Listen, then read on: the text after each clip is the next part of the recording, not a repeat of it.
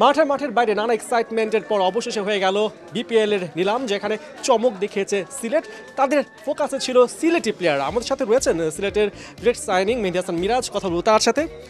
মিরাজ, গত বিপিএলটা দারুণ কেটেছে আপনার। এবার যেই লক্ষ্য নিয়ে নতুন দলে আপনি পথ চলা শুরু করলেন, সেই লক্ষ্যগুলো কি নিলামের মঞ্চে ফুলফিল হয়েছে কিনা? খুবই ভালো লেগেছে। এবার অনেক ইন্টারেস্টিং ব্যাপার ছিল। এই ফার্স্ট টাইম আমি হয়তো এরকম নিলাম দেখেছি, বিটিং সিস্টেম, এবং সিস্টেমটা খুব ভালো লেগেছে। এবং মানে আমার নতুন একটা এক্সপিরিয়েন্স হলো কিভাবে বিটিং হয়, কিভাবে প্লেয়ারদেরকে নিতে হয়।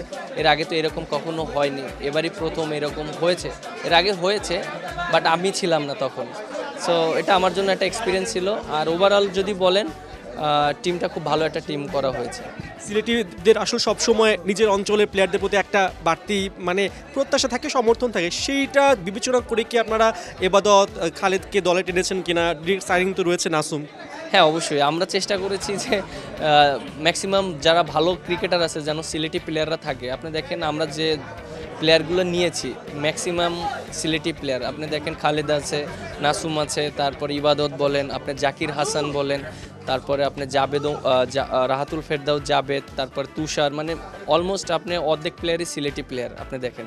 সো আশা করি ম্যাক্সিমাম সিলেটি প্লেয়ার আছে এবং দর্শক যারা আছে তারা সবসময় সাপোর্ট করবে সিলেটি। ব্যাটিংটা নিয়ে আসলে কি কিছুটা আক্ষেপ রয়ে গেছে কিনা, বা কোনো চিন্তাভাবনা আছে কিনা টপ অর্ডার ব্যাটিং? আর এবার কি আপনিও আসলে উপরের দিকে ব্যাটিং করবেন কিনা? সিচুয়েশন বুঝে ব্যাটিংটা করব, কারণ টিম কম্বিনেশনের জন্য যেখানে খেলা দরকার আমি সেখানেই খেলার চেষ্টা করব।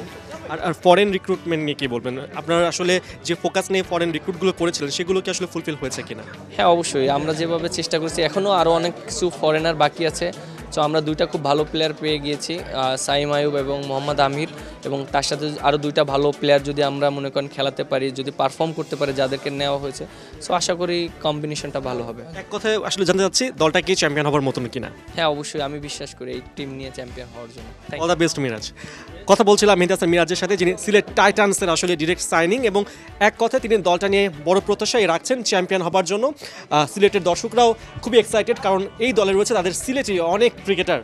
এখন সবারই প্রত্যাশা সিলেট বিপিএল এর মঞ্চে যে শিরোপাটা অধরা থেকে গেছে সেটা যাতে তাদের হাতে ওঠে। পার্থ বণিক, ৭১, ঢাকা।